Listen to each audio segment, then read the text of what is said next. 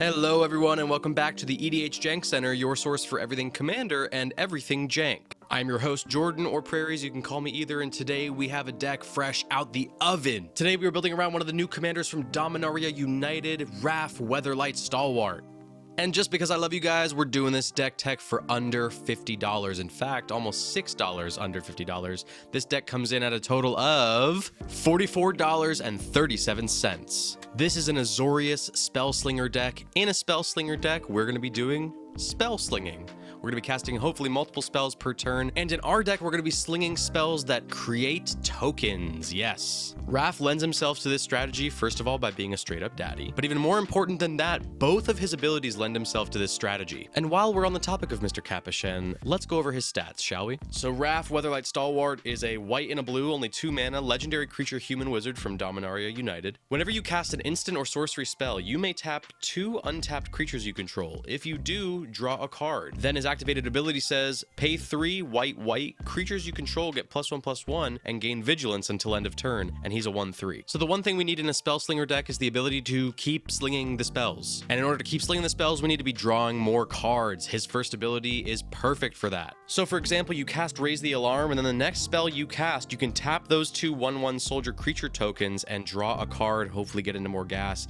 keep casting spells, keep creating tokens, and then we can move on to his activated ability, which buffs your entire board and gives them vigilance, meaning you can swing out hopefully for the win. So without further ado, I'm going to take you into the 10 cards that I feel like are really important to this strategy and this deck tech. All right, first up, we got Release the Dogs. 3 and a white sorcery from Jumpstart. Create 4 1/1 white dog creature tokens. So obviously this deck would be nothing without the tokens that we want in order to tap, draw more cards, and then eventually swing out and win the game. And why wouldn't you want 4 amazing boys? Now obviously this is the best token generating instant or sorcery flavor wise. However, we have an entire suite of token creating instants and sorceries in this deck. The full deck list is in the description on Arcadeck. You guys can go check that out. However, we're not moving on from the token creators just yet. There's a couple other instants and sorceries I want to go over because they do some pretty fun and synergistic stuff. The first one of those being Rise from the Tides. 5 and a blue sorcery from Shadows over Innistrad. Put a 2/2 black zombie creature token onto the battlefield tapped for each instant and sorcery card in your graveyard. Woo doggy, this is good. Pretty simple here. We're going to definitely want to use this in the late game, but the synergies are right there. We want to have a graveyard full of instants and sorceries, hopefully by the end of the game, and we can put a bunch of 2/2 zombies that come in tapped, unfortunately.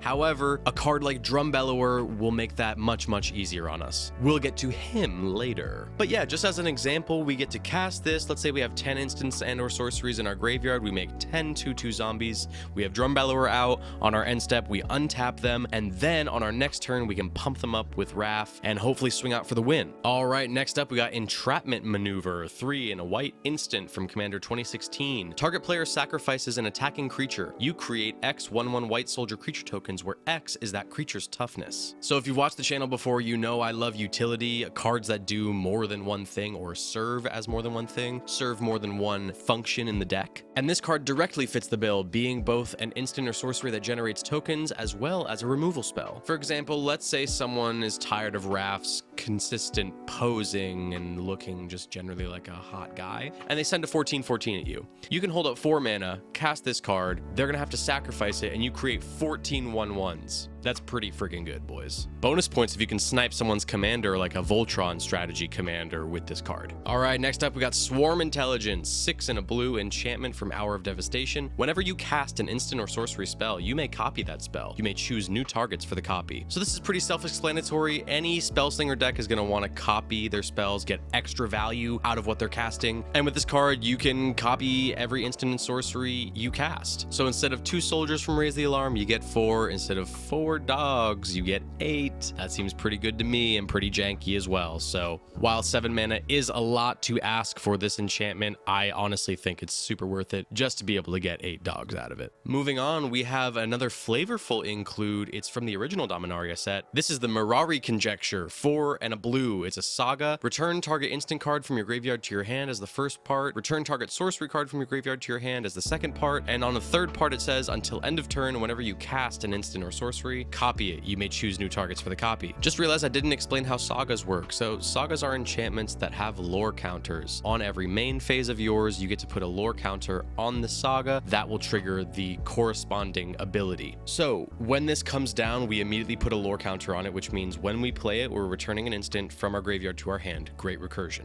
On our next turn, we get to return a target sorcery card from our graveyard to our hand. And then on the third turn, we get to basically do what Swarm Intelligence does just until the end of the turn, but still, that can make for some very explosive plays. So for 5 mana and 24 cents, we get to recur 2 cards from our graveyard to our hand over 3 turns, and we get to find a way to hopefully win the game with that last ability. I think this is a super solid include and fits great in the budget. All right, coming up next is our emo boy, Fallow Sage. 3 and a blue, creature, merfolk wizard from Lorwyn. Whenever Fallow Sage becomes tapped, you may draw a card, and he's a 2/2. This card is literal perfection in the deck. Literal perfection, and he's so pensive and emo, just like RAFF. They fit perfectly together. Just a brief explanation, it's pretty simple. So when we cast our instant and sorcery, we're going to trigger RAFF's ability, tap 2 untapped creatures we control to draw a card. One of those creatures can be Fallow Sage, and when Fallow Sage gets tapped, it will also trigger and will draw a card off Fallow Sage and RAFF that turn. Also, random side note, I was not into Magic when Lorwyn was around, but I would love to revisit the set. The artwork from that set is just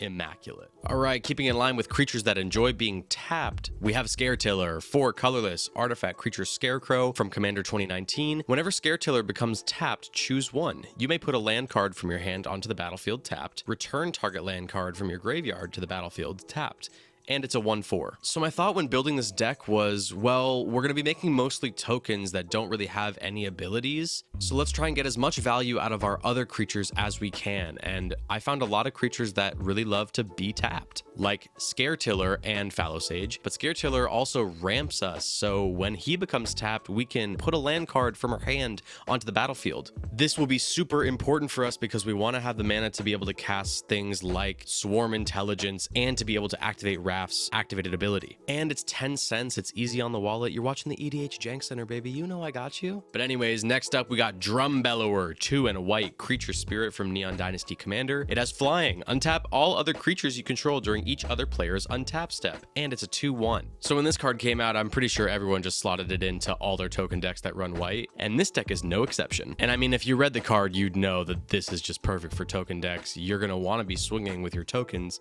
dealing damage. That, unfortunately, leaves you open to attacks on the crackback from your opponents. But not with Bellower, baby. He gives them all pseudo-vigilance, untapping them on your opponent's untap steps, giving them the ability to defend if need be. However, even more synergistically with the deck, this card allows us to untap the cards that we tap for RAFF's ability. Follow along, shall we? Say we cast Raise the Alarm on our turn. We create 2 1/1 soldiers, and in order to draw a card and hopefully draw into more spells that we can sling, we have to tap 2 untapped creatures we control. And normally those creatures would stay tapped at the end of our turn because we don't have anything else to untap them with. But not with Bellower out on the field, baby. At the end of our turn, we pass it to them. Our opponent then goes to their untap step, but then we get to untap our Fallow Sage, our Scaretiller, etc., etc. And we hopefully get to do this every opponent's turn until it gets back to us, and hopefully we've already outvalued them to hell and can close out the game. Oh, and also remember Rise from the Tides? Yeah, Bellower untaps all those zombies too. You're welcome. All right, coming up next, we got Curiosity Crafter, 3 and a blue, creature, bird wizard from Commander 2021. It has flying. You have no maximum hand size. Whenever a creature token you control deals combat damage to a player, draw a card, and it's a 3/3. I mean, look, this card does everything for us in the deck. It gives us no maximum hand size, so we don't have to worry about when we draw a bunch of cards having to discard them at the end of our turn. It's a 3/3 flyer, nothing to laugh at, as well as that last ability, boy, let's go. I don't even know. I'm basically sounding reptilian at this point. Anyways, whenever a creature token you control deals combat damage to a player, whenever a creature token, so if we have 5 creature tokens hitting someone, we draw 5 cards, is so good for us. It puts us into all of our gas, drawing most of our deck, hopefully, and the spells get slung, the tokens get created. Yeah, you get the picture. Whoa, whoa, whoa. RAFF has been driving this ship so fast that we're already at the end of the video. I didn't even realize it. Well, Our last card on the list is extremely flavorful. It's someone who's come to help his brother out of this awful predicament he's come into. It's Jazal Goldmane, 2 white, legendary creature cat warrior from Commander 2014. He has first strike, pay 3 white. Attacking creatures you control get +X until end of turn, where X is the number of attacking creatures, and he's a 4/4. So as you can see in the flavor text, he is a Johnny's brother. And I didn't even know that until I was looking at this card. And what I'm about to say is a spoiler for the Dominaria United storyline, so if you have not seen anything, run away! Run away! I'm about to spoil it. Are you gone? Okay, Johnny's a sleeper agent. He's been completed by the Phyrexians, and flavorfully with this deck, Jazal is riding on the Weatherlight with RAFF on the way to help his brother. I don't know if that's lore, if that's actual storyline, but I think it'd be cute. And you know what else is cute? That freaking activated ability. Also, this guy's just really solid. He's a 4 mana 4/4 with first strike. You can pay 3 and 2 white, and you can buff up your entire board based on the number of attacking creatures. So let's say you have 5 attacking creatures, they'll all get +5/+5 until end of turn, and that's so good. And it scales up from there, obviously. Wow, and just like that, we are done with the video. Guys, if you really enjoyed this content, make sure you leave a like, subscribe, and go down in the comments and let me know what suggestions you have for the deck or what deck tech you'd like to see next. I'm always down there in the comments, having chats, replying to people, so come on down and geek out with me. And if you haven't checked it out already, you should go check out the Patreon. The link is in the description below. I have lots of cool benefits for patrons, including a Discord that I just started where we can start organizing spell table games, you guys amongst yourselves, as well as with yours truly. We also have a channel in there where we can start talking about janky cards, favorite memories, favorite games, favorite decks, whatever we want to do. I want to start creating a really beautiful community of jank and budget and commander lovers. So go check out that Patreon link if that seems like it's something you're interested in. All right, guys, thank you so much. I'll see you on the next video.